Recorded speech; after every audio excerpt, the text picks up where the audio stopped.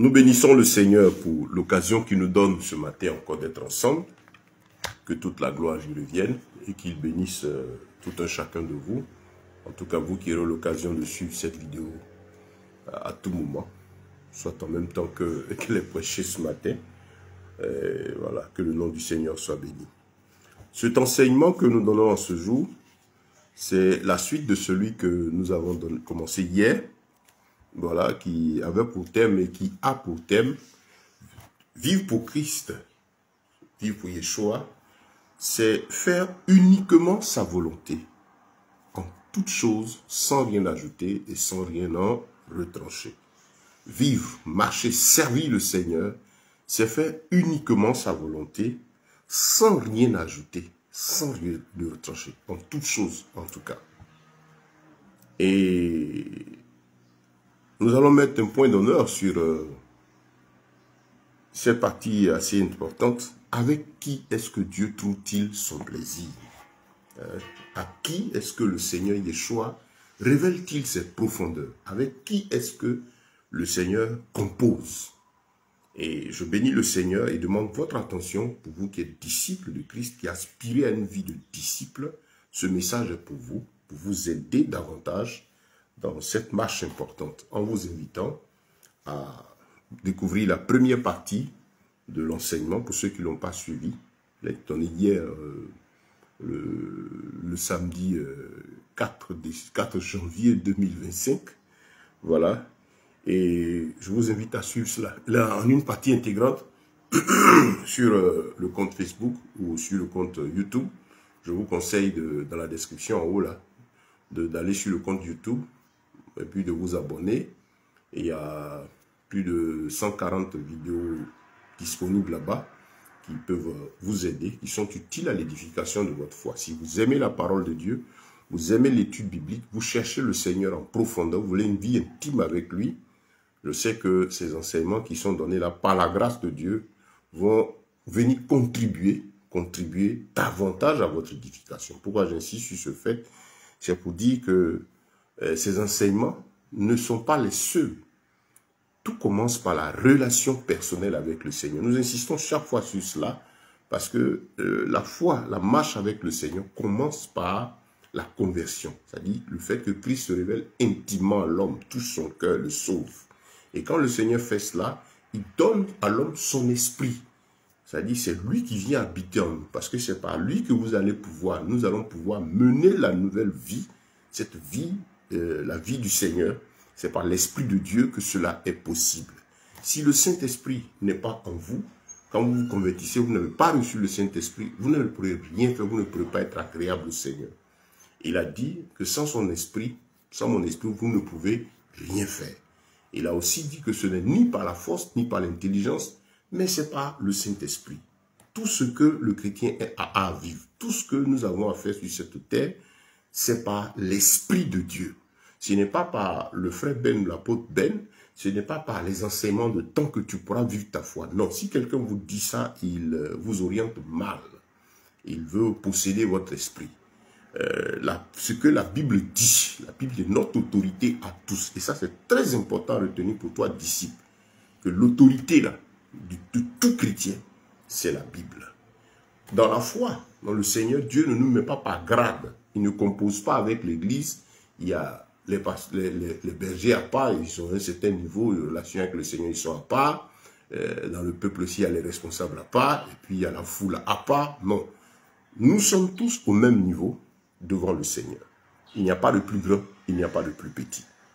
Il n'y a que dans le service, dans la vie de l'assemblée, la vie commune là, que Dieu a donné des responsabilités, des tâches à chacun. Et chacun dans l'exercice de sa tâche voit son frère comme étant supérieur à lui. Le Seigneur dit que celui de vous qui êtes le plus grand, qu'il soit le serviteur de tous. Ce n'est pas parce que je suis serviteur de Dieu que je suis supérieur devant Dieu à une âme, à un frère, à une sœur. Non, ce n'est pas biblique. Je ne sais pas qui est sérieux qui dit qu'il médite la parole, qu'il la connaît, qui va dire que parce que je suis le serviteur de Dieu est supérieur, ou le diable est supérieur. Non, personne de nous n'est supérieur. N'ayons pas peur d'aborder ce sujet. Nous sommes tous des serviteurs. nous avons tous été commis à une tâche avec des dons, des talents. Nous sommes tous utiles au service du Seigneur. Et au jour du jugement, nous passerons seuls devant le trône. Ce n'est pas un jugement par groupe. Vous, tel groupe, venez. Bon, le patron, bon, ça c'est le système actuel. Le supérieur tant, les diacres tant, et les jugements en fonction des rôles. Non. La preuve que pourquoi le jugement est personnel, parce que c'est une affaire personnelle, c'est un compte personnel qu'on a à rendre au Seigneur avec le don qu'il nous a donné, le talent qu'il nous a donné. C'est à cela que Dieu regarde. Donc, je le dis pour insister sur un fait. Voilà, insister sur un fait et exhorter tous nos frères, tous ces bien-aimés serviteurs de Dieu à mettre l'accent sur ce fait-là.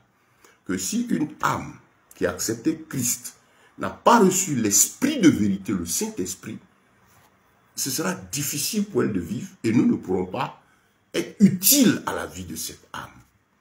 C'est-à-dire que le Seigneur ne pourra pas nous utiliser pour être, en tout cas, pour produire des résultats dans la vie de cette personne.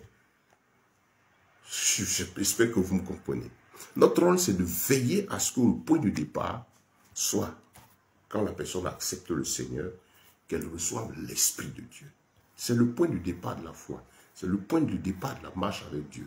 Bien que le don du Saint-Esprit peut se passer même avant le baptême, hein, une fois que le Seigneur accepte une âme a accepté Christ, le don du Saint-Esprit peut se passer après le baptême. Avant le baptême, comme en général, après le baptême d'eau. Et notre travail consiste à veiller à ce que ce fondement-là de la foi, de la vie chrétienne-là, soit accompli dans la vie de la personne qui est en face de nous. C'est ce que le Seigneur veut. C'est une victoire pour l'âme elle-même, d'être dans une relation intime avec le Seigneur.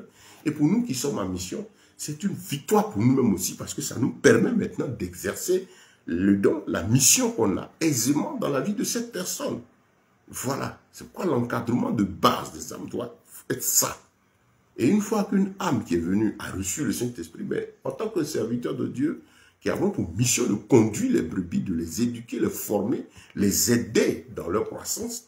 Oui, parce que là aussi, pourquoi on insiste sur le fait qu'on veille à ce que l'âme comprenne que c'est vrai, tu es donné au Seigneur, tu es là, mais il y va tout part d'une relation intime et sincère avec le Seigneur. Parce que ce n'est pas moi, le pasteur, que tu as craint, ce n'est pas le fait, le rassemblement de frères, de 2 à 3 rencontres en semaine qu'il faut craindre, mais c'est Dieu qu'il faut craindre. Et il faut arriver à lui faire comprendre que ces moments de rassemblement sont des plus pour sa croissance spirituelle. Parce que la vie d'une âme, c'est d'abord son intimité avec le Seigneur. Elle apprend personnellement, elle apprend en assemblée. Là où 2 ou 3, l'assemblée commence déjà à partir de 2. C'est pourquoi le Seigneur dit là où 2 ou 3 sont assemblés. Donc déjà, personnellement, offrez-vous comme un sacrifice vivant, saint, agréable et parfait. Donc l'intimité avec Dieu, c'est le départ. Parce que si la personne n'est pas intime avec Christ, tout ce qu'elle va faire, ce sera zéro. Voilà. Et donc, faire comprendre cela à la personne, l'aider à avoir cette intimité. Ensuite, c'est très important, l'aider.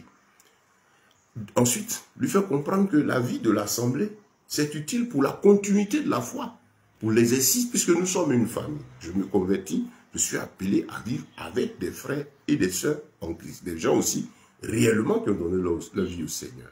L'assemblée est forcément utile. On ne peut pas vivre sa foi loin de l'assemblée, loin de l'église, du corps de Christ. C'est important. Je ne suis pas en train de dire que sans toutes ces assemblées qu'on voit, on ne peut pas vivre ça. Il n'y a pas de vraies assemblées conduites par de vrais serviteurs, des personnes loin réellement de l'esprit, qui ont la crainte de Dieu et qui travaillent au bien-être des âmes, pour aider les âmes pour le salut. Des personnes qui ont la crainte de Dieu. C'est de ça qu'il s'agit. L'assemblée, marchant et vivant conformément à la Bible, est un impératif pour l'exercice de la foi du chrétien. Tant qu'aujourd'hui encore on peut se réunir. Voilà. Et donc, parce qu'il va arriver des époques où, avec la persécution, moi, les disciples étaient obligés d'aller chacun dans une direction. On peut se retrouver même seul en forêt, et puis seul, mais il faut continuer de pouvoir vivre sa foi. C'est pourquoi la culture de base, l'éducation de base qui est d'amener l'âme à une intimité véritable avec le Seigneur est capitale, est fondamentale. Et ça aide dans la croissance de la personne, ça aide le serviteur dans l'exercice de sa mission. Parce que là, Il a fait le vrai coin de Dieu, a fait une brebis qui craint Dieu et qui voit l'homme de Dieu, les frères et les sœurs, l'assemblée comme étant des frères et des sœurs. L'homme de Dieu lui offrant cette simplicité, on a vu le Seigneur offrir cette simplicité de vie avec les disciples, tous ceux qui approchaient Christ. C'est ce qui a énervé les pharisiens. Parce que les pharisiens de l'autre côté ont dit, nous sommes les oints de Dieu. Créer cette atmosphère de peur comme on a aujourd'hui, il n'y a rien de nouveau sous les cieux. Les habits, le col, le témage, ils sont assis à part quand les gens sont rassemblés. Non, eux, ils sont dans les chaises royales, de l'autre côté, le peuple en bas. Et monsieur assis, aujourd'hui, maintenant, c'est devenu une affaire de famille. Monsieur assis et madame, ils sont là-bas, ils sont dans le peuple en bas. Et voilà, quand il est en train de prier, même je vois des images, le gars en train de prier dans la chaise royale, lui, il a les prières royales. Bon, c'est tout ce désordre-là. Donc, il faut comprendre que la vie en assemblée est utile, mais en assemblée avec des personnes qui craignent le Seigneur. Il est important donc que moi, je me retrouve à prier, à intercéder avec des gens qui ont la crainte de Dieu. Ça existe. C'est vrai que c'est devenu rare. À cause de l'apostasie de ces temps difficiles, c'est aujourd'hui difficile de trouver de véritables frères et des sœurs en Christ qui ont la crainte de Dieu avec lesquels on se retrouve de façon désintéressée. Chacun est désintéressé. Quand on se retrouve, c'est pour Christ que nous nous retrouvons, pas pour chercher à être un membre de plus.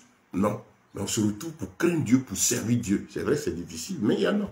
Donc quand vous cherchez sincèrement le Seigneur permettra aussi que vous tombez sur les moyens aussi, des personnes aussi sincères qui ont le même esprit, la même pensée que vous, et vous continuez votre adoration. Bon, c'est vrai qu'à notre époque, quelqu'un qui vient en Christ, tout de suite, ce qu'il raconte, c'est un peu l'abondance du faux qui est là. Donc, ces assemblées peuvent être le point de départ, mais une fois que vous cherchez le Seigneur, même si vous êtes tombé dans un endroit où les gens n'ont pas la crainte de Dieu, mais Dieu sait que vous le cherchez à l'intérieur, il vous conduira jusqu'à ce que, comme l'aigle, l'œuf de l'aigle qui a été mis en bas de la poule, et puis qui est arrivé un mois après l'éclosion, le petit aigle, il a vu qu'il est différent des poussins, et il s'est envolé, il est parti. Les rejoindre les autres aigles. Donc, c'est important pour nous, frères, d'aider les âmes à comprendre ce fondement de la foi, la relation personnelle avec le Seigneur, recevoir le Saint-Esprit. Et quand tu as reçu le Saint-Esprit, tu es outillé maintenant pour vivre la foi. Sinon, sans l'Esprit, rien n'est possible. Le Seigneur, quand il est venu physiquement, était avec les apôtres. On voit, hein, je vous conseille de prendre le temps, si vous êtes nouveau, bien vous êtes déjà dans la foi, priez le Seigneur, prenez le temps de lire quand même les 4 évangiles. Jésus présent physiquement, comment il a vécu, comment il a marché. Il a préparé ses hommes, il a préparé ses disciples, tous ses bien-aimés qui étaient autour de lui. Et au point que les gens ne voulaient pas même qu'il parte. Quand Pierre a eu la vision, il a vu Élie et Moïse apparaître au Seigneur sur la montagne. Il dit, oh, on fait 3 tentes ici, et puis nous on est assis à côté. Vraiment, on est à l'aise comme ça. Voilà, là c'était Pierre. Et puis bon, il se disait qu'il est là, ça suffit. Le Seigneur était conscient qu'il fallait qu'il monte et qu'il redescende habiter en chacun. Parce que c'était des hommes qui voient le maître, il était là physiquement. C'est un peu l'image aujourd'hui des assemblées. Hein. Il y a le bishop. Bon, ces noms-là, vraiment, ça me fatigue, ces noms-là. Bon.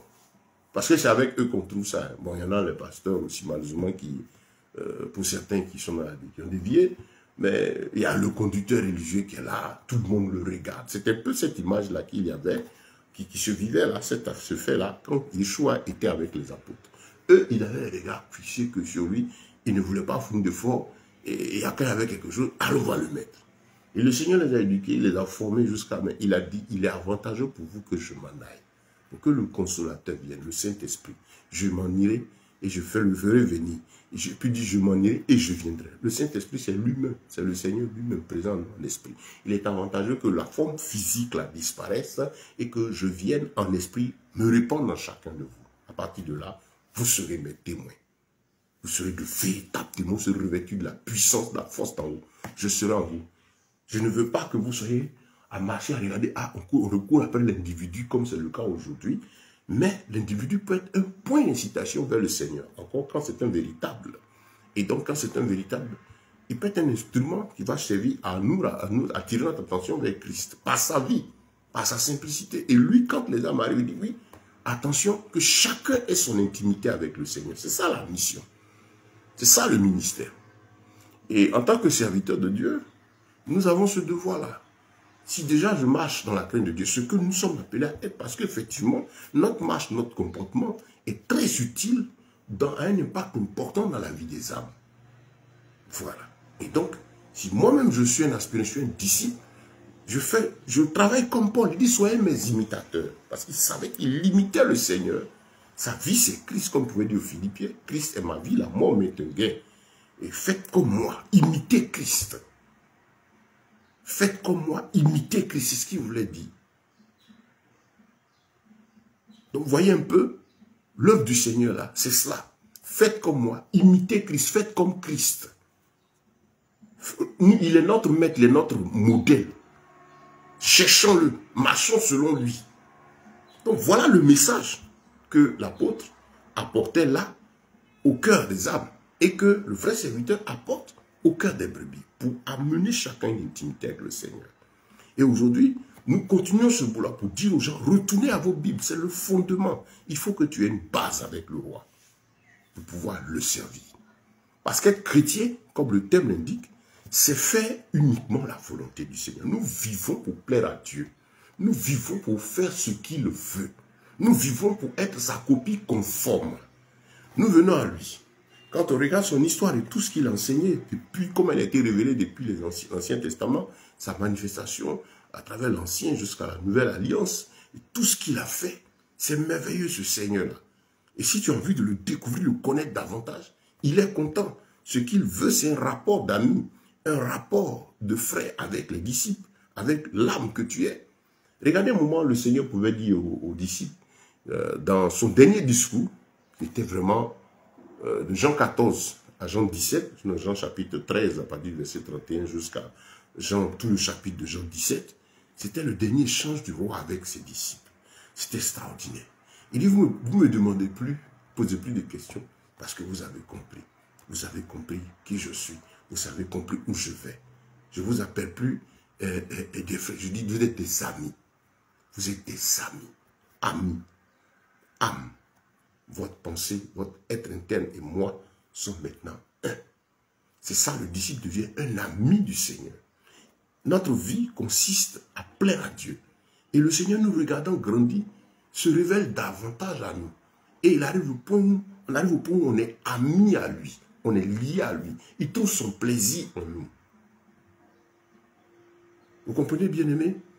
Il trouve son plaisir en nous. Tu deviens un ami. Frère, il faut que tu sois ami du Seigneur.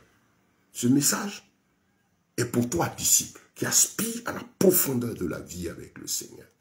Le Seigneur cherche un ami. Il cherche des amis. Amis. Quelqu'un qui a saisi sa pensée. Parce que lui ne s'adapte pas à nous. Lui nous appelle à lui. Nous croyons, nous sommes appelés. Mais dans la marche, dans notre comportement, il donne le Saint-Esprit ensuite. Parce qu'il remarque que tu le cherches sincèrement. C'est pourquoi à la base, on sait que c'est d'abord par le baptême de l'acceptation de Christ. Quand on l'accepte, on passe par le baptême d'eau. Et puis après, il y a le baptême du Saint-Esprit. Le baptême d'eau, c'est ce que Dieu nous permet, nous, à nous anciens, dans la foi, de pouvoir faire accompagner un frère, le plonger dans l'eau, pour la remission de ses péchés. C'est-à-dire le pardon de tout ce qu'il a été autrefois. Et là, pour qu'il reçoive une nouvelle vie officiellement. La manifestation officielle aux yeux des hommes de sa conversion. Maintenant, le don du Saint-Esprit est la confirmation de ce que cet homme-là est sincère devant Dieu. Quand le Seigneur regarde, ah, il est sincère, je lui donne mon esprit. Le Saint-Esprit vient comme une caution, une marque, un cachet du Seigneur. On parle de l'onction, la grâce qui descend de la présence de Dieu pour dire, oui, j'ai regardé son cœur, j'ai regardé son âme, j'ai regardé le fond, c'est moi qui cherche, je viens habiter en lui. Et là, maintenant, la vie commence. Parce que le Seigneur met tout le monde à l'épreuve.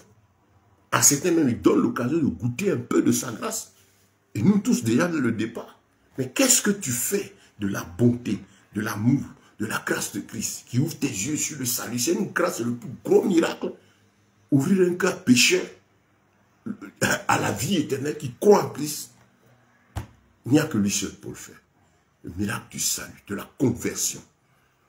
Et comme on l'a dit, le don du Saint-Esprit, ça peut même, il y a des cas où ça s'est passé avant même que la personne soit baptisée d'eau. Parce que déjà, l'engagement de la personne, à l'instant, le Seigneur voit son cœur. C'est lui qui juge en fait l'état de notre cœur, la disposition de notre cœur à l'instant où il arrive. Il sait que ton cœur est sincère. Il sait que ton âme est sincère. Donc, le don du Saint-Esprit, c'est Dieu, c'est la caution du Seigneur. Donc frère, regarde ta position. Regarde ton cœur. Qu'est-ce que tu cherches? C'est déterminant. La Bible déclare ceci, que le commencement de la sagesse, le commencement de la science, le commencement de la vie avec le Seigneur, c'est sa crainte. Il faut avoir la crainte de Dieu. Avoir la crainte de Dieu, c'est au-delà de croire en lui tous. Nous croyons, pour nous qui sommes croyants. Mais crainte de Dieu, c'est ce respect de sa parole, le respect de sa volonté, la considération de sa personne.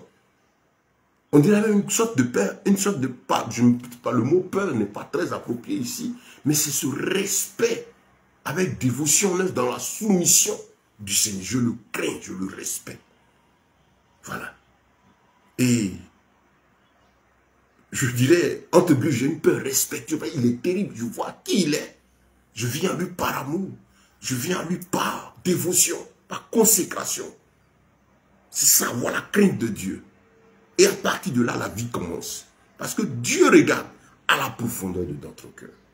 Frère, comprends que être chrétien, c'est pour plaire à Dieu. Quand l'apôtre Paul a dit, Christ est ma vie. C'est ça. Est-ce que Christ est ta vie? Il doit être ta vie. Il ne doit pas être dans ta vie. Vous comprenez? C'est le message d'aujourd'hui. Christ est là. Il soit venu dans la vie des gens, dans leur vie pour faire ce dont ils ont besoin. C'est pourquoi vous voyez le message de la destinée, ça prend bien. Parce que ces personnes ont l'impression qu'ils ont un programme personnel pour eux, dans lequel Christ vient agir pour leur permettre de les réaliser. C'est pas cela. Marcher avec Christ, vivre pour Christ, c'est la voie pour vivre. Christ est ma vie, c'est-à-dire tout ce qui le concerne, sa parole, son histoire, sa vie, c'est ce que je pratique. Vivre, c'est ça. Moi, je vis Christ. Je dois vivre Christ. Je suis appelé à vivre Christ. Christ est ma vie. Christ n'est pas dans ma vie pour le disciple. Parce que lui, le disciple ne vit plus pour lui, vit pour Christ. Il est mort à lui-même. Puis Christ prend la place. Mes actes, mais ma vie de tous les jours, c'est pour honorer que le Seigneur. Vous comprenez? C'est important, frère. Très, très, très, très important. Il faut comprendre ça. La crainte de Dieu est le commencement. C'est la base à partir de laquelle Dieu compose avec nous. L'état de notre cœur, la disposition de notre cœur. Qu'est-ce qu'on veut? Quand tu l'approches, le motif du cœur est déterminant dans ce que Dieu a fait avec nous. Qu'est-ce que tu accomplis? Comment vois-tu le Seigneur? Qu'est-ce que tu sais de lui? Qu'est-ce que tu veux? Déjà même le point de départ, quand on se convertit, tu peux ne pas connaître, on ne peut pas connaître toute la Bible quand on vient de se convertir. Mais déjà le cœur, quelqu'un t'a touché et tu le vois, Yeshua, Seigneur, ouvre mes yeux, je veux te connaître davantage. Vous voyez des gens qui se donnent et puis à l'instant la vie est partie. Ils ont vu consacrer au Seigneur parce qu'ils cherchent, ils ont déposé leur moi, leur cœur, leur orgueil à côté. Ils veulent Christ. La chair, là, ils le mettent de côté pour chercher à plaire à ce nouveau roi. Parce qu'ils ont compris qu'ils étaient fatigués et chargés. Venez à moi, vous tous qui êtes fatigués et chargés. Matthieu 11, 28, j'ai dit, les gens aiment bien s'arrêter au 28. Allez lire le 29. Il dit, venez à moi, vous tous qui êtes fatigués et chargés, je vous donnerai du repos. 29, il dit, prenez sur vous mon joug et mes instructions pour mener, parce que quand je viens, soit on est chargé par le monde, soit on est chargé par Christ. Moi, je suis chargé par le joug, j'ai le joug de l'Éternel. Et je n'en suis pas fatigué parce que cette charge, c'est un poids la vie avec Christ. C'est une histoire, c'est un bagage, sa parole. Étant dans cette chair qui est toujours à chercher ce qui n'honore pas Dieu, et je suis appelé à marcher contre sa volonté, étant dans cette chair, et vivre cet exode interne. C'est ça le deuxième exode. Le premier a consisté à quitter le point l'Égypte ou aller à Canaan. Départ définitif. Le second pour lequel Christ est venu, c'est l'exode interne, c'est-à-dire à l'intérieur, je suis dans la chair, mais je ne vis plus pour la chair. Et le troisième, c'est qu'il viendra enlever notre esprit, notre âme, et puis l'amener auprès de lui. Ça, c'est le troisième pour l'éternité. Mais nous sommes dans ce deuxième exode. Christ est venu pour nous aider à vivre dans cette chair-là et en ne nous y soumettant plus. Et cette chair, c'est elle qui est là aussi dans le monde, à ne plus en vivre dans le monde sans ne plus faire la volonté du monde. En tout cas, tout ce qui va contre la volonté de Dieu. Quand on dit de ne pas vivre selon la chair, c'est tout ce dont la chair a besoin et qui est contraire à la parole du Seigneur. Qu'est-ce que le livre de Jacques pouvait dire? Il dit, vous demandez, vous obtenez, vous n'obtenez pas. Parce que vous demandez mal, vous demandez par envie, dans le but de satisfaire vos passions. C'est par envie. Un envieux, c'est la convoitise. La Bible n'a même pas convoité. Regardez aujourd'hui, évitez qu'on vous conduise dans la convoitise, dans l'envie. Ces gens, par exemple, qui conduisent ces âmes aujourd'hui, qui disent aux gens, non, tu dois c'est-à-dire, amener les gens à avoir des désirs au-delà de ce que Dieu a mis dans leur cœur, des dons et des talents que le Seigneur a mis, au-delà de ce que Christ leur donne au départ de vivre. Il pousse les âmes dans des convoitises. En fait, quand du monde, j'ai vu un monter pendant un programme d'après le news, d'après on ne sait pas qu'est-ce qui traverse. On a aujourd'hui le 5 et les jours continuent. C'est une succession de jours pour nous qui sommes en Christ. Et il n'y a pas année, il n'y a rien. Voilà, où nous vivons notre foi au jour le jour. Et ça s'impose même au mondain. Quelqu'un a mis sur sa page, il dit bonne année, il dit la facture d'électricité, comment on appelle, la scolarité des enfants, le deuxième ou troisième tranche là, plus le loyer, propriété. La cité, c'est un chat, il dit, il te souhaite bonne année. Vous voyez, c'est une continuité, c'est que vos esprits s'ouvrent et sortez de là. La grâce de Dieu est au jour le jour. Toutes ces programmations, c'est les gens crier mon année, mon année. Tu as fini de crier, là, le mois, tu vas payer ton loyer. Les réalités sont là. Et Christ est venu pour nous donner de marcher à chaque jour suffisant sa peine. Et c'est pourquoi il pouvait dire à Timothée, par la bouche de Timothée, et Paul à Timothée, que la foi, la piété avec le contentement est un gain. Christ, l'Esprit de Dieu n'amène pas l'envie à la convoitise. L'œuvre du Seigneur, quand il descend, c'est d'abord produire en nous, comment on appelle cela, il travaille tout de suite à produire en nous ce sentiment du contentement. 1 Timothée, le chapitre 6, lisez. Il dit, faites attention à l'hypocrisie de faux docteurs, des gens qui ont les disputes de mots, qui savent rien, qui se disent conducteurs religieux, qui sont toujours en train de parler par la chair, parce qu'en fait, à travers le message, ce n'est pas le bonheur des âmes qu'ils souhaitent, c'est leur convoitise qui servent. Et comme ils sont convoitants, ils sont envieux, ils courent après le luxe, ils essaient d'amener les esprits des gens dans ce rêve-là. En sachant, comme j'ai déjà expliqué, qu'eux, ils n'ont pas la foi.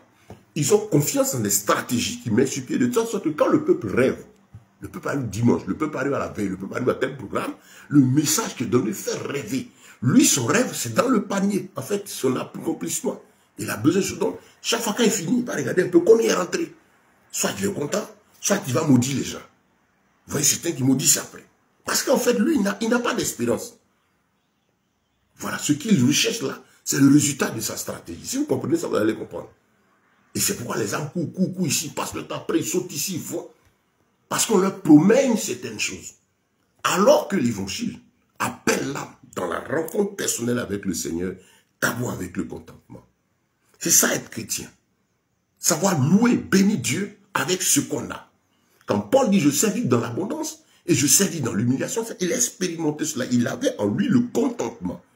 La marche avec le Seigneur, ce n'est pas une vie pour le luxe. D'ailleurs, Dieu ne veut pas du luxe au milieu de nous. La luxure, l'amour, les excès, il n'en veut pas. Le chrétien est appelé à vivre dans la sobriété, la modération, dans l'humilité.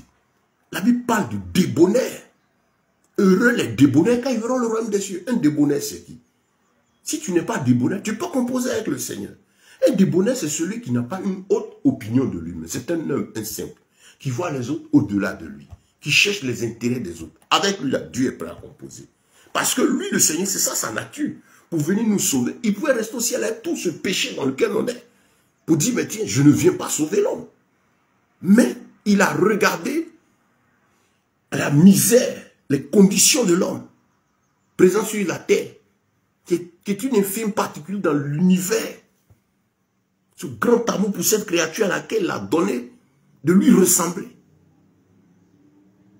Pour venir nous sauver. Et donc le Seigneur est venu à notre secours. Il a donné sa vie, la vie en Christ, c'est ça, le don de soi pour l'autre. Il a donné sa vie pour nous. Et nous, en retour, quand nous venons à lui, nous nous donnons aussi pour lui. Pour lui, c'est quoi? Pour ses intérêts. Pour lui plaire. Parce que, étant maintenant en Christ, comme je l'ai dit la dernière fois, au temps où Israël était cette référence que Dieu avait choisie pour que les nations autour, à travers Israël, voient comment servir Dieu, je vous invite à suivre l'autre enseignement. C'était ce temps, les peuples là, les nations, avec Israël comme référence. On a dit Dieu, il n'a rejeté personne. Seulement, il est esprit. Et à chaque époque de l'histoire, il s'est toujours choisi un canal, des canaux par lesquels il permet aux autres hommes de regarder et de marcher. Avant Israël, il y avait les patriarches. Abraham, il y avait Enoch, il y avait tous ces anciens qui étaient dans leur... Il y avait des contemporains autour d'eux, qui étaient des références que Dieu choisissait, des hommes que Dieu a mis pour que les autres les regardent marcher. Et quand l'histoire des peuples et des nations a commencé avec la confusion des langues, il a fallu pour l'Éternel choisir un peu plus. On avait maintenant des peuples. Que ce peuple-là hébreu, qui n'est pas... C'est les mêmes hommes. Nous sommes tous les mêmes hommes. La preuve aujourd'hui, ils ont perdu cette grâce-là. Ils sont restés dans leur traditionnalisme. Et nous qui sommes des personnes qui ne sommes pas hébreux, dans toutes les nations recevons le Saint-Esprit. Ce n'est pas une affaire de couleur de peau. Bon, je ne vais pas allonger mon message avec ces gens, ces fous-là qui sont en train de faire promotion de la religion de leurs ancêtres, de la sorcellerie en fait. Voilà, parce que vos ancêtres là sont là et puis les colons sont là. Vous dites non, vous êtes nos ancêtres. Pourtant, vous voyez le Mali, vous voyez par exemple le Niger, ainsi de suite, et qui sont quoi? Ils sont en train de mener une lutte de liberté, on dira une lutte panafricaine. Mais quand on dit panafricaine, chacun doit s'attacher à une puissance supérieure militaire. C'est ça. Et les Russes, là, bien les deux groupes se battent. Le bloc occidental, le bloc asiatique, là. C'est quoi? C'est des Noirs.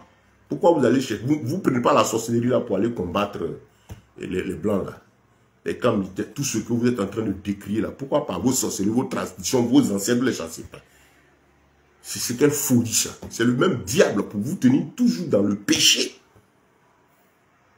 Parce qu'il ne veut pas que vous vous convertissiez. Non, le christianisme est la religion des Blancs. Le christianisme n'est pas la religion des Blancs. Le christianisme, la vie selon Christ, c'est la voie que Dieu a donnée pour toute l'humanité pour avoir le salut. Les ignorants, non, c'est arrivé comme en Afrique. Mais effectivement, c'est pas l'Afrique seulement. Quand Constantin est venu à trouver le christianisme là, il dit avoir un nouveau moyen pour mieux dominer l'esprit des gens.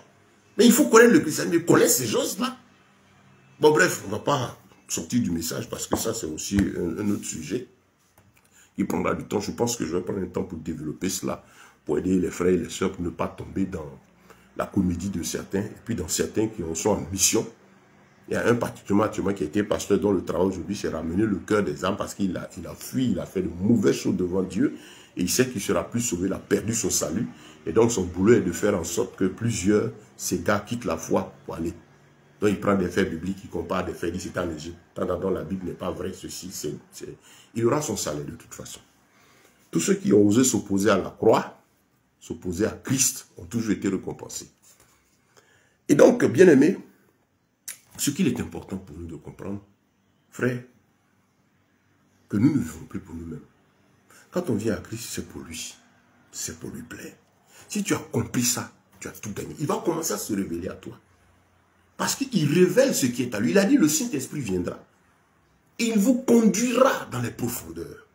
Il continuera le travail que j'ai commencé. Quand on a entendu, il viendra vous faire vivre cela et poursuivre ces révélations, c'est poursuivre, vous faire avancer dans les profondeurs de ma parole.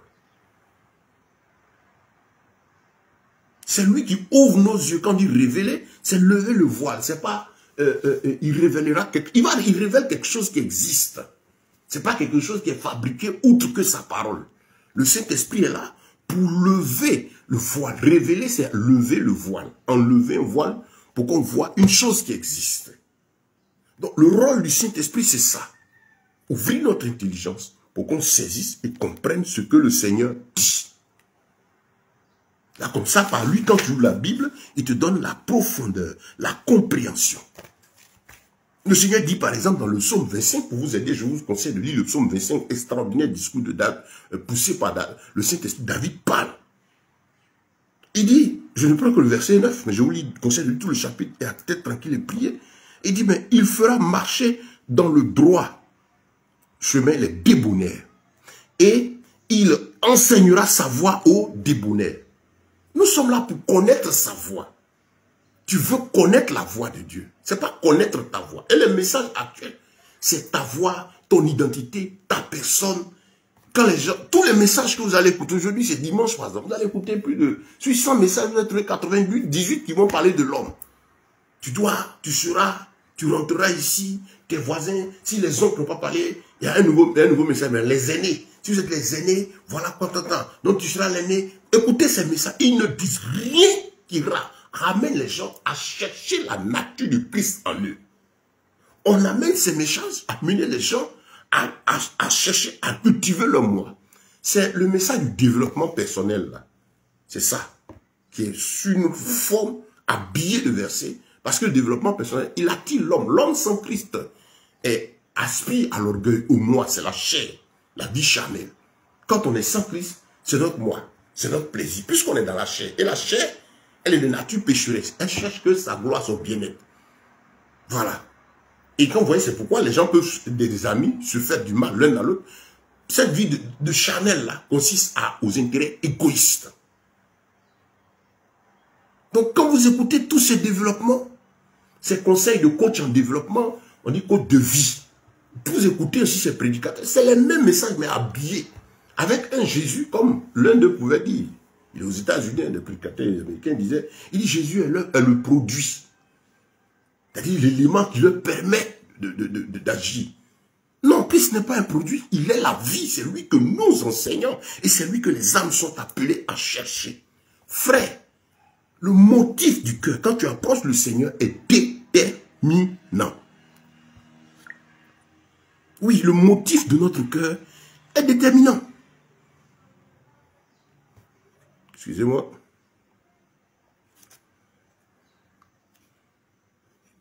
Voilà, pendant que je prêche, je fais l'enregistrement audio.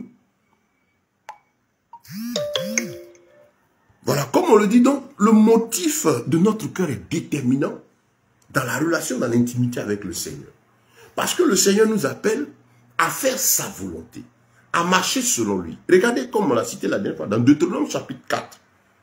J'ai dit même déjà, à Exode chapitre 25, quand Dieu révèle à Moïse qu'il doit construire le tabernacle, il lui donne des instructions fermes, les habits sacerdotaux et tout. Et Dieu exige que ce soit fait conformément à ce qu'il lui a révélé. Et Moïse a veillé à ce que les choses soient faites telles. Et Deutéronome chapitre 4, dans les derniers mots qu'il passait avec le peuple avant que lui aussi le Seigneur le rappelle, il va insister sur un fait. Deutéronome le chapitre 4, le verset 2. Là, il parle de la vie même que nous devons mener avec Dieu. Je prends le passage de Deutéronome chapitre 4. C'est profond, allez lire. Lisez la Bible, étudiez-la. Vous allez rencontrer le Seigneur. Il dit, et maintenant Israël, écoute les statuts et les ordonnances que je vous ai enseignées, pour les pratiquer, les statuts, afin que vous viviez, et que vous entriez dans le pays que l'Éternel, le Dieu de vos pères, vous donne. Entrez dans le pays. Israël s'apprêtait à rentrer à Canaan. Dans l'image de l'ancienne, c'était cette nation, déplacement de l'Égypte, pour aller dans cette nation. Mouvement physique, référence physique. C'est valable pour nous, chrétiens, exode. Tu as accepté Christ, tu as accepté Yeshua, tu es appelé à vivre ton Canaan. Le Canaan, c'est cette nouvelle histoire, cette nouvelle vie, ce nouveau pays avec le Seigneur dans lequel ton âme rentre. Je suis dans ce corps physique, je suis en Côte d'Ivoire par exemple, et je suis dans la position où je suis, mais c'est un mouvement pour rentrer dans une nouvelle vie, étant dans ce corps-là. C'est spirituel, c'est moral.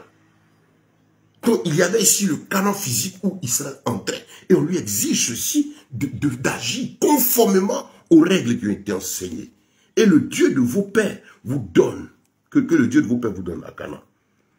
Voilà. Vous n'ajouterez rien dans la parole que je vous commande. Et vous n'en retrancherez rien afin de garder les commandements de l'Éternel, votre Dieu que je vous prescris. Allez lire. Deutéronome chapitre 4, le proverbe 30. Il y a plein d'autres passages.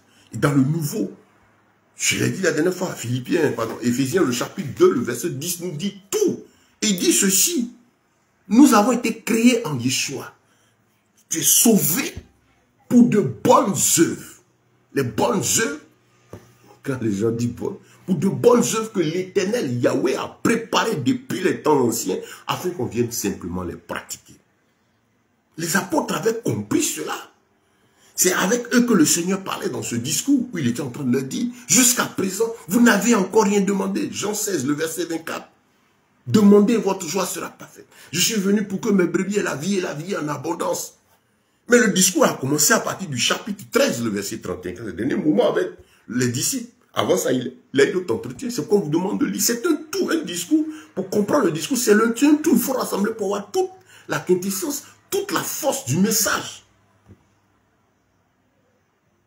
Il ne faut pas faire comme les hommes de ce monde, les politiciens. Ils parlent. Lui, quand il parle, lui que les gens l'écoutent.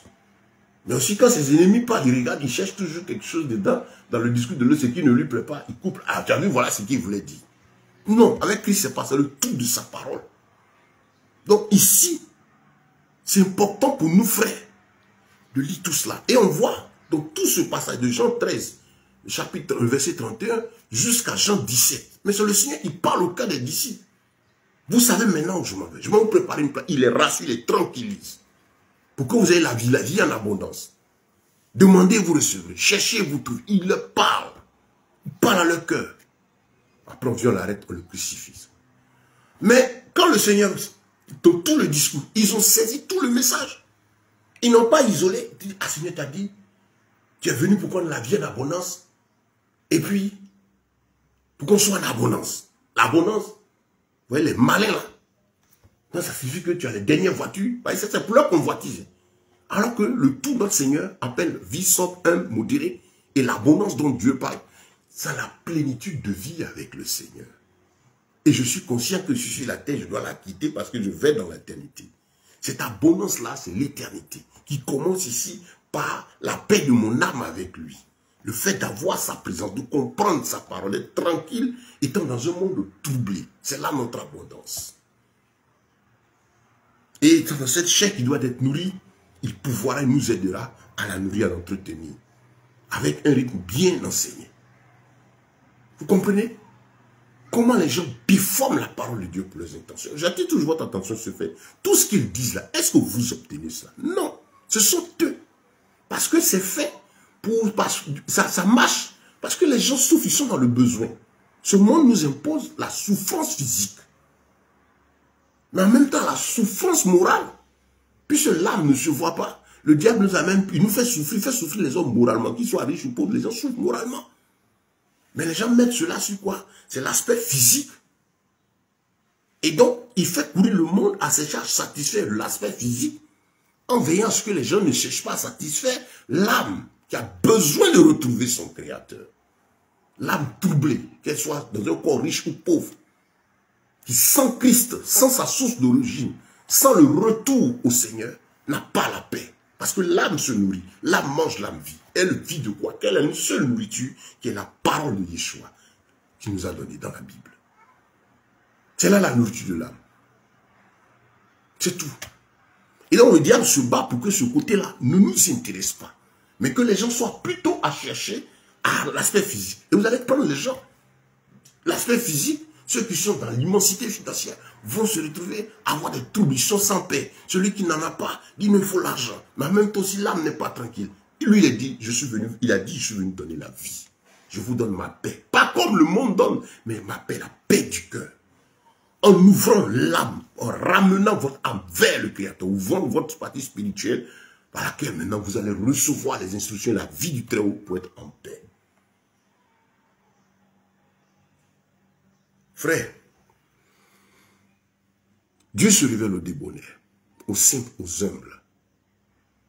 Si tu n'es pas arrivé à être débonnaire, à la simplicité, à l'unité, ce n'est pas le Seigneur que tu vas voir. Tu verras des hommes, tu verras leur rudiment, tu auras des effets. Il y a un certain esprit. Comme je dis, les gens n'ont pas peur. Hein? Aujourd'hui, parler en langue, là, c'est devenu la mode. Et ce n'est pas le parler de l'esprit. Parce que vous voyez leur vie, ce n'est pas le Saint-Esprit. Tu as dit quelque chose. Je vais parler là. C'est pas ça qui dit que tu es de Dieu. Et là, vous voyez leur mode de vie. La Bible, vous les reconnaîtrez à leurs fruits. Ils produisent quoi? Le mensonge, la supercherie, la duplicité. Disent des choses qui ne s'accomplissent pas. Ils sont les chefs de la contrefaçon. Ils créent le sensationnel. Ce n'est pas le fait de venir des cheveux désordonnés, barbe ici, tant. Et puis il y a des airs bizarres qui fait de lui un véritable point de Dieu. C'est la parole énoncée en esprit. Le Saint-Esprit, la puissance de Dieu qui sort d'un corps sanctifié. C'est là que Christ est glorifié. Et mais les âmes ignorantes, parce qu'aussi, comme dit, il faut pas aimer la facilité. Tu es un Christ, frère. La Bible est là. Commence à l'étudier. Ta référence, c'est Christ. Comprends que tu es venu pour vivre la vie de Christ. Recevez mon joug et mon fardeau. Ils sont doux et humbles. Matthieu 11, 28, 29, 30. Ça, le disciple a compris cela. Il cherche Christ. Il est mort à lui-même. Comme Jean-Baptiste l'a dit, il faut qu'il croisse et que moi je diminue. Il faut que ton moi diminue, disparaisse et que lui prenne la place. Comme le Moïse de 40 ans, chaud pour agir. Mais ce n'était pas l'heure de Dieu. Quand le Seigneur l'a menottisé, 40 ans après, quand Dieu se révèle à lui, il dit, je ne sais pas parler. Il est simple. Il est devenu quelqu'un de prêt. Le Seigneur a pris sa place et le Seigneur a commencé à travailler. Bien aimé, c'est important pour nous de saisir ces points. Avec qui Dieu compose-t-il? Avec celui qui a compris qu'il vit pour être agréable au Seigneur. Comme on a dit, les apôtres l'avaient compris. Ah, il a dit, jusqu'à présent, vous n'avez rien demandé. Mais quand les apôtres, le Saint-Esprit est descendu sur eux, regardez leur vie. Ils peuvent dire, ah, le Seigneur dit, vous n'avez jamais encore demandé, vous serez satisfait. Mais ils ont compris que tout était conduit par l'Esprit. Ils ont compris que, attention, tous les actes qu'on doit poser doivent être inspirés de Dieu, doivent être voulus par Dieu. Ce que j'ai fait, est-ce que ça honore le Seigneur? C'est pourquoi, regardez, quand on va arrêter Pierre, les gens, ils ont fini de prêcher, les gens vont les amener pour les frapper et qu'ils vont retrouver les disciples qui étaient en réunion de prière à Jérusalem.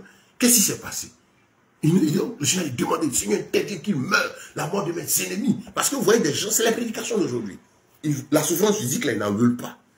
Ils fuient, ils veulent que leur chair soit en paix. C'est pas, ils veulent que les gens meurent autour d'eux pour qu'ils soient satisfaits. D'où vient cet évangile où on élève l'esprit de l'homme contre l'homme? Celui qui est venu nous sauver, là, il dit, aime ton ennemi, prie pour lui, tu n'as pas à combattre la chair et le sang. Ça vient d'où ce message? C'est de la sorcellerie.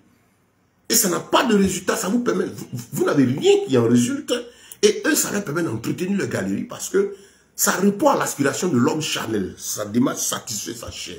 Et du bon religieux, du bon croyant, le simple croyant qui est venu, qui croit que le Seigneur, qui croit mal.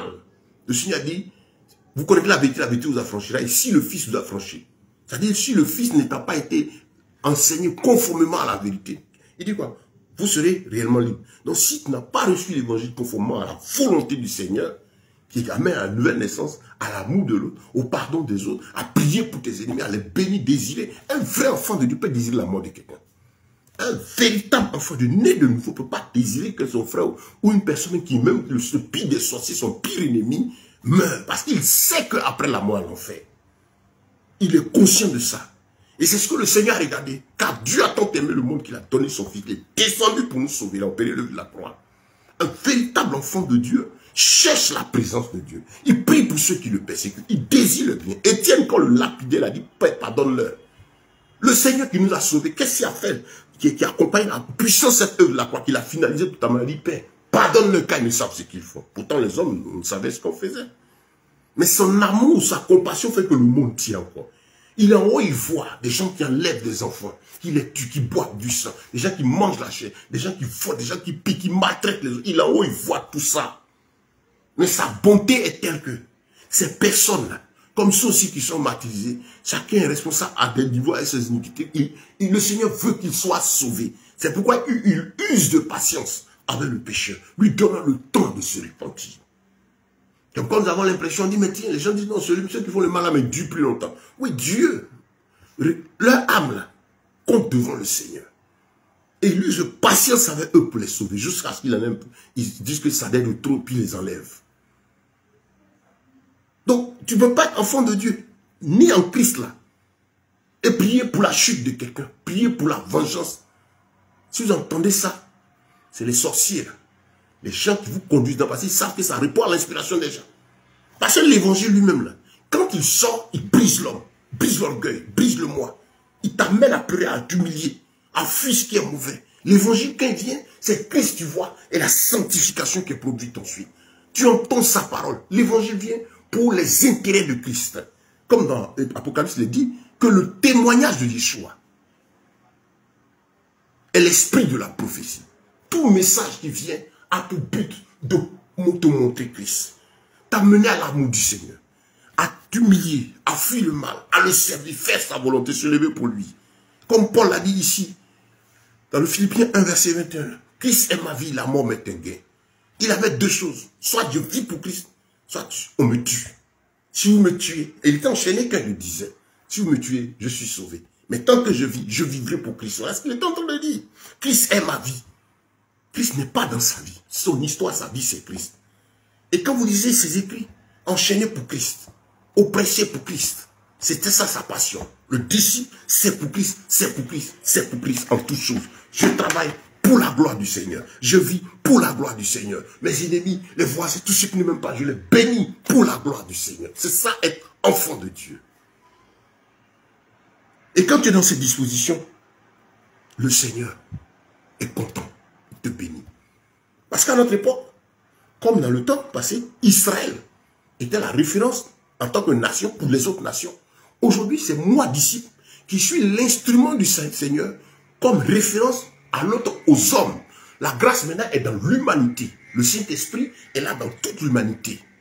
Il prend tous les corps. C'est pourquoi devant le Seigneur, il n'y a ni blanc ni noir. Vous avez des noirs, vous avez des gens de toutes les couleurs de peau. Parce que ce n'est pas la condition physique là qui importe devant le Seigneur. C'est l'âme qui est à l'intérieur, qui n'a ni couleur.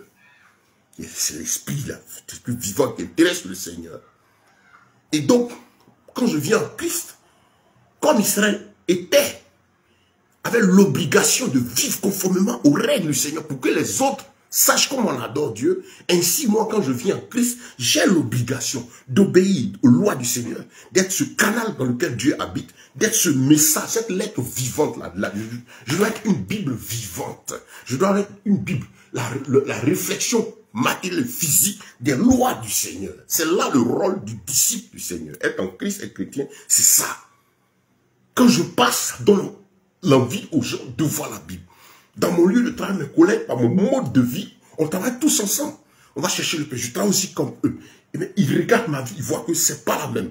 Mon attitude au travail, mon attitude partout où je suis, est pour attirer l'attention des gens sur ce que Yeshua est le chemin, la vérité et la vie. Et que l'éternité arrive, nous devons partir. Dans mes choix, je suis humble, simple et modéré. Je sais que la piété avec le contentement est un gain. Un grand gain, comme il est dit dans 1 Timothée, le chapitre 6, là, dans la version d'Abi, il dit, c'est un grand gain. La piété avec le contentement est un grand gain. Frère, dans une autre, il est dit, quand on sait vivre est un grand gain, quand on sait vivre avec ce que l'on a. Mais c'est ça l'œuvre du Seigneur. Quand on vient à Christ, ça va le louer, le magnifier. Quand tu l'as compris, le peu, c'est pas facile de la chair. Nous, on est passé par là. Moi, aujourd'hui, ça fait un bon moment que je suis avec le Seigneur. Mais j'ai connu l'éducation de l'esprit. C'est le parcours, c'est l'histoire. J'ai marché avec lui et je continue de marcher avec lui. Il m'a éduqué, il m'a formé, il m'a appris à avoir faim, il m'a appris à être dans la disette, il m'a appris à vivre avec peu, il m'a appris à avoir peu et d'être entouré de personnes qui ont beaucoup et il m'a appris à le louer, le magnifier. Louer, célébrer Dieu, ce n'est pas quand on a tout ce qu'on a qu'on célèbre Dieu, c'est pas ça. C'est notre vie, c'est notre histoire. Adorer le Seigneur, le magnifier. Je suis content, je le bénis parce que j'ai la vie éternelle. Je suis content, je le bénis parce que je sais qui est l'éternel. Je suis ami, je suis connu de Dieu. Oh, c'est une grâce, c'est une joie. Et ainsi, quand tu as saisi le Saint-Esprit, tu as saisi ce fondement de la foi. Le Seigneur te fait avancer. Et quand tu as tes 10 francs, tu payes ton titre de 10 francs. Celui qui a un repas de 2000, de 10 000. Vous mangez la même chose, gloire à Dieu. Je dis souvent, aujourd'hui, quand je me retrouve dans cette état, ah frère, bon, Dieu m'a fait la grâce aussi en tant que serviteur de l'apprendre à travailler mes 10 doigts. J'entreprends. Nous donnons l'évangile dans son complet. J'enseigne. Vous comprenez les enseignements, vous les suivez. Je travaille. Parce que la Bible me dit de le faire avec mes 10 doigts. L'image de l'apôtre Paul pour mes besoins et de ceux qui m'entourent pour soutenir la mission, le ministère que j'ai. C'est un parcours, toute une histoire. Mais quand je viens, je les regarde. Il y a un homme de Dieu qui m'a dit, mais raconte-nous ton histoire. Quel est ton secret? J'ai dit, frère, il n'y a pas de secret. Est-ce que tu es prêt à prendre le chemin? Tu n'as pas sauté des étapes. Le chemin de Dieu, là. Tu n'as pas de secret dans la foi. Il n'y a aucun secret. S'il faut dire secret, c'est cherche Christ. Demande-lui d'habiter. Doté ton moi. Seigneur, je veux te connaître. Révèle-toi à moi. J'ai compris que tu m'as sauvé, tu m'as donné la vie. Tu ne m'as pas enlevé, tu as permis que je sois sur terre. C'est qu'à travers moi, travers mon histoire en marche, les gens doivent savoir que tu es vivant. Transforme-moi, bénis-moi, remplis-moi ta puissance, de ta force, que je sois un instrument vivant, efficace aux oreilles des autres. Voilà la vie en Christ. Mais évidemment, ça ne va pas être très facile, parce qu'il a dit, c'est un fardeau, je comprends. Les premiers mois, la persécution, autour, parce qu'on quitte le milieu, on avait des amis, des connaissances, c'est pas qu'on ne parle plus avec eux, mais déjà notre présence les gêne, on ne fait plus ce qu'on faisait ensemble, on les énerve. Et c'est pas eux, c'est pas leur faute, c'est le diable qui est énervé, mais comme c'est le côté physique, va utiliser cela avec qui on a vécu physiquement pour nous oppresser, les membres de la famille, ainsi de suite pour nous oppresser. Mais c'est à nous de persévérer, parce que nous savons que nous avons découvert la vie, et nous étions avec eux. Et notre consécration est pour glorifier Dieu, et aussi pour les sauver. Vous comprenez, c'est ça être chrétien. Donc on apprend au fur et à mesure. Le Seigneur nous a dit qu'on grandit, on devient davantage fort, ferme. On est content de marcher pour le roi. Bien aimé, il faut comprendre ça. L'état de notre cœur est très déterminant dans notre relation avec le Seigneur. Quand tu l'apprends, c'est pourquoi. Dieu regarde le motif de ton cœur. Le psaume 25, David dit, se révèle au débonnaire. David disait, il fait connaître sa voix à celui qui a la crainte. Allez lire le psaume 25, il est merveilleux. 25, 26, 27. Donc, vous allez voir là, David parler de l'importance de chercher à plaire à Dieu. Et lui, il cherchait, apprends-moi tes voies. Voilà comment il priait, Seigneur, quelles sont tes voies? Mais vous, on vous a présenté un Jésus que vous devez invoquer pour remplir vos pour vous. Il a donné pour moi ou il a donné pour moi. Le Jésus qui est là, c'est pour vous donner ce que vous voulez. Mais lui, le servir, faire sa volonté, il ne s'agit pas du Jésus de la Bible. Et quand vous ne l'avez pas encore rencontré, comprenez ceci, mais vous êtes sujet à toutes les pressions et difficultés morales et spirituelles que vous avez là, que vous subissez, qui vous fatiguent. Le diable continue de vous emmerder parce que vous n'avez pas rencontré le véritable. Quand tu rencontres Christ, véritablement, le diable freine les sorciers ou tout ce que les parents ont déclaré, ils ont fait quoi, hôtel de ceci. Quand tu rencontres Christ, c'est zéro. Ça finit tout de suite. Il n'y a pas après, non, on va aller au village. Ça, c'est les malins là. Tu as accepté que c'est vrai, mais il y a les hôtels, les trucs qui parlent contre toi. Tout ça, c'est des mensonges. Quand on arrive à Christ, tout est vide. On parlera de ça. J'ai déjà le sujet. Et contre qui le disciple a-t-il à se battre? Ça est sur le compte YouTube, allez voir l'enseignement. Mais je veux revenir encore dessus. Parce que cette mauvaise connaissance de l'autorité, de la nature, de l'œuvre de Christ, de la puissance de la croix, cette ignorance de l'autorité que Christ donne, notre identité étant née véritablement en Christ, fait que les âmes mal affamées sont maltraitées par des gens. Et les gens ont peur parce que le bishop le protège. Vous avez des frères qui voient, ah, est-ce qu'il doit boire l'eau? Est-ce qu'il doit parler avec eux? Mon révérend a dit, mon prophète a dit, bon, bishop, il doit voyager, quelles sont les instructions? Ils viennent prendre, on dit le voyant, le sorcier. Les gens n'ont plus d'intimité avec Christ. Non, il faut avoir ton intimité avec le Seigneur. Ce matin, je suis là pour te dire que l'amour de Dieu est grand. Le Seigneur veut de toi un disciple accompli. Sache que tu es autour de toi un missionnaire. Ta vie est une mission. Ta vie doit être un message, une lettre vivante. Quand les gens te voient, ils doivent avoir envie de voir Christ. Voilà ce à quoi le Seigneur nous a appelés. Oui. Comprenez ceci, le motif du cœur. Je dis à toi d'ici, ton cœur doit désirer plaire à Dieu. Tu dois être débonnaire simple. Laisse ta personne, commence à chercher Christ. Cherche ses intérêts, interroge-le, cherche ses profondeurs. Tu ne pourras qu'être heureux. Je disais quand je trouvais les frères, oh, il faut beaucoup de bruit. Mais un jour, j'étais invité à un programme. Je suis allé, on m'a bien reçu, bon, tranquillement. Et pendant la prédication, je n'étais pas dans la para qu'on veut que les gens, bishop ou quoi. Non, je suis venu tranquillement, ma chemise là, et pantalon, tout ça. J'étais l'orateur principal, j'étais assis là. Et quand on m'a donné la parole, j'ai prêché. Ils sont tous assis, ils sont derrière. Et pour leur demander, ben, je dis, mais est-ce que vous avez été édifié? Je dis oui. Et Dieu m'a donné de briser l'orgueil de plusieurs. Tu vois l'habit que j'ai porté là. Il a payé ça au supermarché d'Abobo. Il a eu que chaque 2-3 dimanches, je vais fouiller là-bas, quand on casse les balles là, ce qui est pour il prend. Est-ce qu'il fait et puis il vient? Qui sait que je suis venu avec? Mais moi, je vous informe, malgré l'habit de mes frères, vous n'avez pas été édifié. Pour dire ceci, que Dieu est dans la simplicité. On peut s'habiller proprement, être humble et simple. Pour dire que tous ces artifices-là, ce n'est pas utile. Tout est permis, mais tout n'édifie pas. Nos actions sont pour glorifier le Seigneur. Et j'aime bien cela. Qu'à chaque fois qu'il s'agit de passer un message, parce que les hommes, quand ils apprennent, je vois le côté humain, je les ramène tout de suite à ça. Et voilà, la vie commune. ceux qui me connaissent quand ils arrivent physiquement là où on se trouve, ils sont étonnés. Parce que moi, mon travail, c'est le témoignage de mon maître. Quand il y a une abondance qu'on doit diviser en deux pour faire autre chose avec, pas pour être vu, je ne suis pas à la recherche du jet privé. Donnez-moi ça, quelqu'un m'appelle, on va vendre, il y a beaucoup de choses à faire. Je cherche les moyens pour créer davantage d'activités, pour permettre aux frères et aux sœurs d'avoir des compléments de revenus. Pour ceux qui n'ont pas de travail, d'avoir du travail. Je prie, je cherche la face du Seigneur pour voir qu'est-ce qu'on peut faire pour qu'au plan socio-économique, les frais aient le minimum. Avec les temps difficiles, que chacun puisse avoir mieux sa situation. Je suis en train de prier pour que Dieu me permette d'avoir les moyens de pouvoir avoir des terrains pour pouvoir faire des maisons, pour pouvoir permettre à davantage de frères d'avoir le repos. Parce que je sais ce que c'est que la souffrance de chaque 30 jours. Comme on dit, c'est le 5, il y en a qui vont recevoir la visite du propriétaire. C'est ça ma mission. Je dis à ma femme, mes enfants, je dis, Dieu nous, ça permet nous de petites activités qui sont en train de nous permettre de manger. Maintenant, aujourd'hui, que mes enfants continuent de développer pour entraîner la mission de la famille. Maintenant, ma réflexion, mon travail, l'énergie que je déploie aujourd'hui, c'est faire partie de la parole au plus loin possible dans le ministère de l'enseignement. C'est pourquoi je vous exhorte, quand vous suivez ces enseignements que vous suivez, je ne sais pas que c'est édifiant pour vous partager. C'est le bonheur qu'on a, que de nombreux frères, de nombreux sœurs qui cherchent la vérité, entendent et que cela édifie le foi.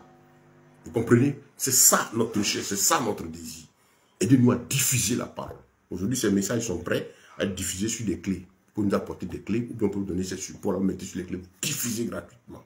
Aidez-nous aussi à pouvoir mener des activités, à déployer les trucs au niveau de notre organisation, l'ONG nous faisons, créer du travail, créer des opportunités, réfléchir, aider à faire certaines choses pour pouvoir permettre à des frères, à des sœurs qui ont besoin de revenus additionnels pour en avoir, qui ont besoin d'améliorer leurs conditions. Voilà ce que c'est ma passion. Aujourd'hui, ma passion, c'est ça. J'aime prêcher, j'aime la parole. C'est mon bonheur, tout mon bonheur. Là. Et toi? Que le Seigneur te bénisse. Donc voici le message que le Seigneur nous a mis à cœur pour la suite de notre thème qu'on a commencé hier. Frère, bien-aimé, il faut savoir que marcher avec Dieu, c'est faire sa volonté. Le Seigneur veut cela. Depuis l'Ancien jusqu'au Nouveau Testament, il a insisté sur le fait. Comme on a vu dans Deutéronome, il a insisté pour qu'il sera arrivé à Canaan. Vivre conformément à l'Écriture, sans rien ajouter, sans retrancher. Dans le Nouveau, la Bible dit, dans l'Apocalypse, il dit n'ajoutez rien, ne retranchez rien. Il a dit, on a été créé en Yeshua pour de bonnes œuvres. Donc notre rôle, c'est de mettre sa volonté, de faire sa volonté, de faire ce qu'il veut. C'est ça ton boulot. C'est le défi.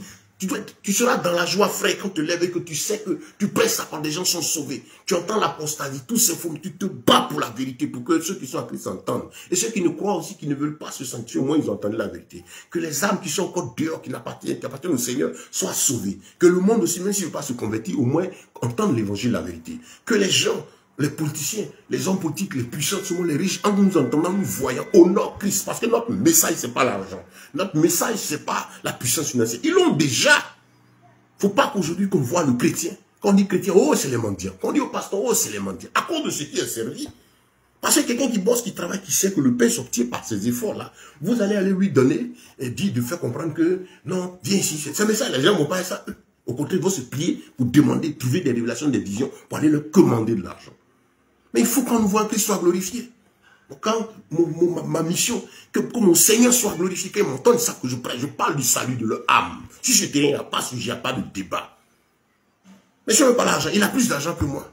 Puisque si mon message est l'argent, l'argent, mais le gars il a tout. Il a besoin de lui, il ne vit pas, il a besoin du salut. Le pauvre ici, il est là. L'argent, je lui parle effectivement, l'aide effectivement à gagner son pain. Mais en même temps, lui dit que c'est vrai, on va se battre, on va t'aider, Christ va t'aider, tu vas avoir le pain. Le minimum pour vivre, mais c'est la vie éternelle. Notre message, c'est le salut. Notre message, c'est Christ. Notre message, c'est parce que le monde va vers sa chute. C'est ce que nous devons annoncer. Sur ce terrain, Christ est glorifié. Battons-nous, levons-nous. J'invite tous les frères et toutes les sœurs. Vous qui aspirez à la gloire du Seigneur, à élever son nom. Vous qui avez prêt à sacrifier vos vies pour le Seigneur. Qui savent que notre vie, c'est Christ. Et que la mort est un gain pour nous. Vivre pour nous, c'est Christ ou rien. Rassemblons-nous, rejoignons-nous. Vous avez l'occasion de nous joindre sur le groupe WhatsApp. On prie ensemble, vous êtes loin, quel que soit le lieu où vous êtes. C'est ça le ministère. Partagez ces messages. Apportez votre soutien dans la prière, dans l'action. Tout ce qu'on peut faire pour que Christ soit glorifié. Pour que Christ soit glorifié. Pour que Christ soit glorifié. Pour que Christ soit glorifié. Et quand tu as fait ce travail, tu es content. Serviteur inutile. Moi, quand je finis, je vais m'asseoir et puis j'écoute le message, je suis content de dire, ah, Seigneur, merci, j'ai pu rendre ton message. sans ajouter quelque chose, sans retracer quelque chose. C'est mon fardeau. Et je suis sûr que ça va permettre d'édifier des frères et des sœurs. Et puis on se lève, mais on n'est pas satisfait parce qu'il y a encore la soif. Il faut continuer, il faut poursuivre l'action. Bien aimé, que le Seigneur vous bénisse. Je crois que le Seigneur nous a permis de donner la substance au message. Soyez des demeureurs, soyez des simples, soyez des gens au cœur qui recherchent que la gloire du Seigneur. Comprenez que Dieu nous compose, il n'écoute que ce qui le glorifie. Autrement, c'est des choses forcées que les gens vont avoir avec des chagrins. Mais apprenez à aimer Dieu, à le chercher. Or, vous allez vivre une vie merveilleuse. Elle est merveilleuse, la vie avec Christ.